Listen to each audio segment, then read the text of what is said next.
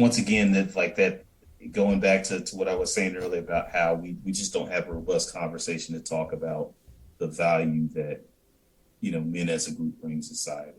And look, and Mm-hmm. this is not to discount or to say that there's not negativity that is perpetrated by men. And I hate that that's always the caveat that has to be put out there, that when bringing that up, because when it's the other way, you don't have to throw the caveat.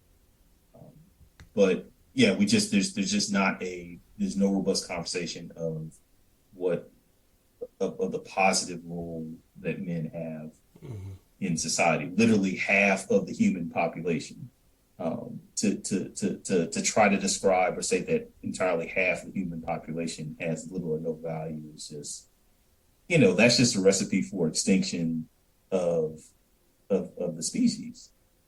Because if you don't think that, half of the population has value, um, then you're not going to do the things that need to be done to make sure they feel appreciated, let alone to make sure that they feel or actually are um, protected in ways. Because look, men are not invincible. It can be hurt, stabbed, killed, catch disease, all types of negative things. Like we are just as susceptible to that as women, right? Mm-hmm. We because we're human beings, we have those same vulnerabilities, that kind of thing. But you know, in the modern society, the vulnerable more so talking about risk of crippling depression and mental health issues and things like that. But it just seems to we more so just accepted that oh well, men are depressed, men are killing themselves. Oh well, that's just how things are. We don't see it as the crisis as it is, and really you know have the empathy as a society that needs to be had to make sure that those issues are addressed in a meaningful fashion. And far too often, people don't come around to thinking that hey, this is a problem until it actually touches them in a personal way, until it's their father or their brother or their Yeah, son or that their part cousin right there. or their best friend, and then all of a sudden, oh, now I get it. But it shouldn't take that. You should be able to have that empathy without it being personally in your life. And it's just sad that's how so much of how things are so much these days. Yeah, and that's the thing that gets me is like, like when Kevin Samuels died, you had the majority of people that were, they appreciated him for all the work that he did, and they appreciated the message that he was trying to get out. And then you had a lot of people that were, they just demonized the man to the point where it was men and, it was women and men that were being led by those women that were just slandering the man's name, having like celebration parties about his death. And Mm-hmm. I bring that up because it reminds me of when a woman does need some help. So to give you an example, I've had a coworker whose cousin died Mm-hmm. due to stabbing, and Mm-hmm. the story behind that was his cousin heard. I think he heard a couple next door arguing about God only knows what. So he goes over there to help the woman out because society expects a man to help out a woman no matter what. So Right. he went next door to help the woman out. He got stabbed by the man, and then you look up, the police show up, and the woman changes the story. So he died for nothing. It was almost like an expected automation, and really that's what society is expecting out of men. You're not supposed to think, you're not supposed to feel, you're just supposed to do what's expected of you, quote unquote. And if what's expected of you isn't enough, you're supposed to be open and willing to change to fit certain societal expectations of how a man is supposed to act. When in all actuality and reality, as far as function goes, that's not what a man is. A man is flesh, blood, thinking, feelings, physical being. You know, Right. we we are people.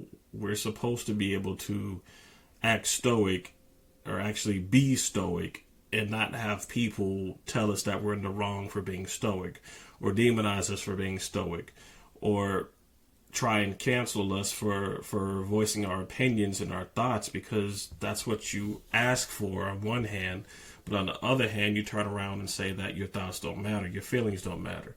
Oh, boo hoo, your hero died, he wasn't providing anything anyway. And then, like you said, when it happens to you on a personal level, now you're caught up in a trap. It's like, Right. you got a young woman who wants to cry for her father, and she wants other people to assuage her pain and help her through her hardship. But at the end of the day, that's just her personal perspective. There's other people out there that'll probably look at that man and say, oh, that's your dad, he wasn't shit anyway because he did X, Y, and Z. You know, I don't like the way your dad was looking over at my house anyway. He was a creep. He never should have been over here in the first place. Despite the fact that dad wasn't doing that. Right. So there's the societal expectations of what a man is, but until, like you said, we actually are open to that conversation as far as what makes a man, if you will, or to quote one of my favorite video games, what is a man? You know, that's Castlevania for you. There's always going to be these fairy tales and this Disney related stuff. You know, we shouldn't be expected to ride up on a white horse and save the day. You know, if anything, the story I just gave you was an example of why there's a lot of men who are not willing to throw their lives away for women who might be in trouble. I mean, look at what's going on in the gyms right now. You got a lot of men who are kind of scared to go into the gym because they're afraid some woman's going to try and call them out and get them canceled because it's become a game to them now. Right. So I was just going to say to going back on something that you said a second ago that really ties back into the conversation about positive Black male role models. So, people have a lot of thoughts and a lot of feelings on Kevin Samuels. He's pretty polarized. Either people love him or people hate him, right? They kind of fall. There's not a lot of people in the middle. But regardless of how someone feels about it, for me, one of the biggest takeaways about what he said and his impact, I don't think people have really reckoned with the fact that for a lot of Black men, he was the first Black man to ever tell them that they mattered. He was the first Black man to tell them that they had worth. He was the first Black man to tell them that they were not disposable. Mm-hmm. Right? And think about what that means, right? If you to have a group of a significant group of Black men, that the first time they're hearing this is from a guy on YouTube that they have never met in their life. Now, to me, that's more of a reflection on the greater society and the Black community than it is on him and anything that he said or done, because I'm like, we've got to reckon with that. And sure, you can have a conversation about, all whatever he said, or, you think he should have said, or maybe he should have said it differently, whatever. Okay, fine. But the bigger thing is, like, we've got to ask why he had such an impact. And I think that's one of the key reasons. And if that's one of the key reasons, then it means, like, we've got a lot of work we've got to do. And a lot of work as self-reflection as a Black community that we have to do, with that being the case. Mm-hmm.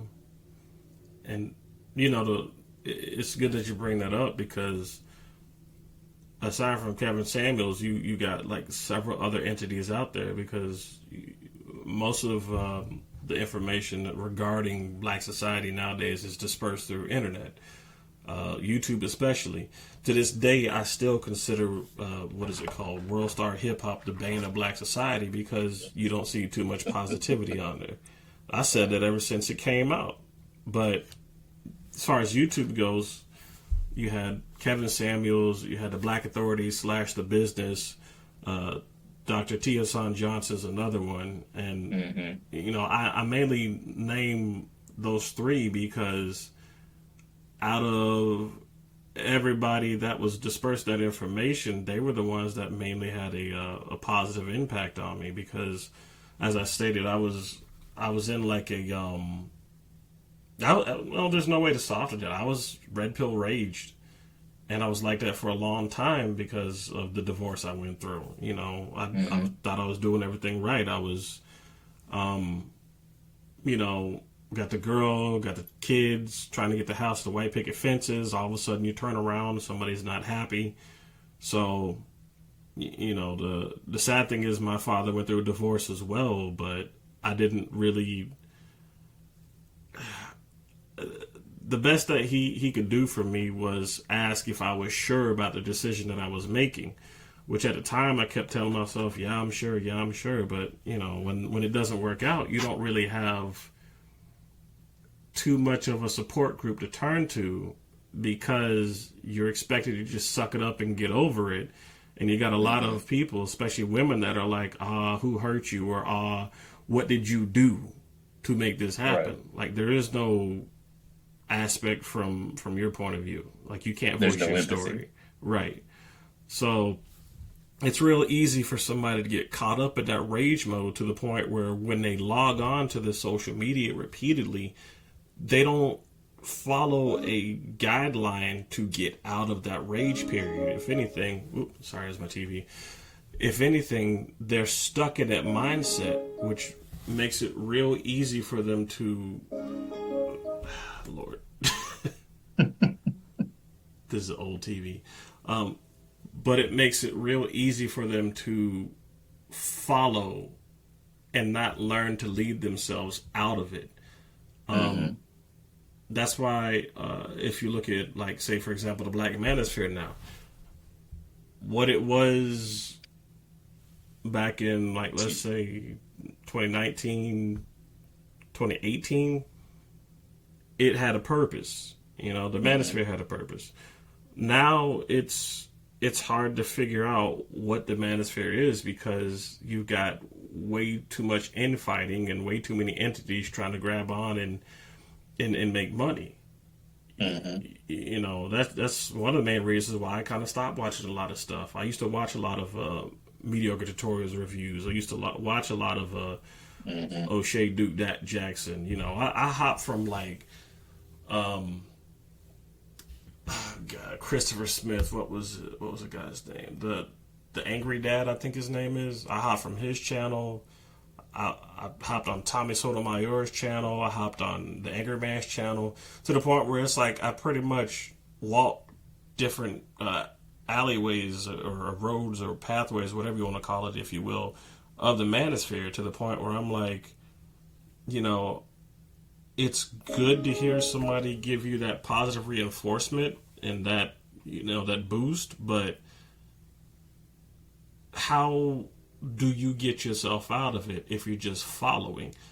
Because you hear a lot of people say you got to be alpha, you got to alpha your way out of it. If you don't alpha your way out of it, you had nothing but a beta. and that's one of the things I really disagree with because there's that what is it called, John Henryism, and I think that's. I think a lot of so much of the focus goes on, hey, so-called alpha your way out or, work your way out of whatever, because, okay, you've got control over that. But in life, there is the vast majority of things in life you don't have control over. And while some may say, okay, just ignore that stuff. And a great deal of it you can ignore because it really, doesn't have as big of impact on you as, maybe one might lead you to believe. But there are things that are outside of your control as an individual that have a great deal of impact on you, and they can't be ignored. And for those things that can't be ignored, that's when it comes to, all right, working together collectively as a group to make some changes for those things. And I think that's really the next step of where, the Black Manosphere needs to go. And I think there are people that are doing that, like the work of Dr. Johnson. I think the work, Ronald Neal, Green Gorilla, I think they tackle those subjects with the depth and the nuance that's needed. But because that's much more deep thinking, and you have to take a lot more criticality to that, and there's no instant gratification that comes from that. Like there's no instant solution or something that's talked about that you can do as an individual. Um, I think there are a lot of people that shy away from it because they're looking for quicker answers. But the truth is, there's really not a quick answer. There's anything meaningful is going to take a lot of work, Right. because you can do as much as you want in making sure that you are on top of your game and doing what you're supposed to do. But if the systems and the institutions and all that still remain the same, you're just as vulnerable as the next black man. So, Right. And but yeah, I'm gonna jump off now because it's coming up on 9, and I have still not eaten dinner yet. oh shoot, well, hey brother, I appreciate you for coming in, man. Is there anything you want to say as far as where people can reach out to you or what people should be looking for? Um, I mean, those that know me know me. Those that don't, if they're hanging in the circles they need to be hanging in, don't run across me, because I'm out here, uh, so to speak. But I'll just say this: I am a part of NAGA. I'll leave it at that. You can find me around any of those events if you're in the Atlanta area, and then in the online spaces, if we're talking about real critical issues to black men and changing things, anywhere that Dr. Johnson's hanging out or Dr. Curry, you'll find me in those conversations. Cool. And then speaking of NAGA, we got the convention coming up. If you want to see positive black images, especially positive black male images, definitely sign up for it, and reach out to your local chapter too. Definitely check out NAGA because there's a lot of change that we're trying to do, and there's a lot of positivity that we're trying to bring. Once again, Brother Douglas, I appreciate you for showing up, man. It's a great conversation. We got to do it again. If you're interested, you're always welcome to come back. Yeah, absolutely. I enjoyed the conversation. So yeah, just whenever you're doing another, if you got a particular topic you want me to come on and discuss with you, I'd be more than happy. I'll drop it by you, man. But in the meantime, go ahead, go eat. Shoot, I still gotta cook. Other than cooking on the mic, man.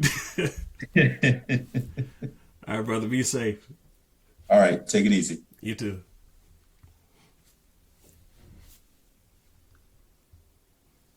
But yeah, these are all very good and very important points, and positive black role model image is still needed. It's still very important because we still do have a black society that is still existing. If we are not moving towards trying to create a better black society, eventually the little bit of life support that we're on is going to fade, and 14% won't mean anything. 14.9% to be exact, according to blackdemographics.com. We do have a use. We are important. Black role models are still needed. And just don't give up. Your voice matters. You need to find a way to start the conversation.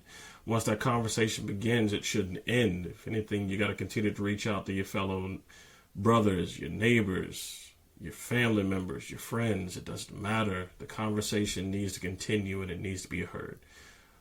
Black men, you are important and you are needed.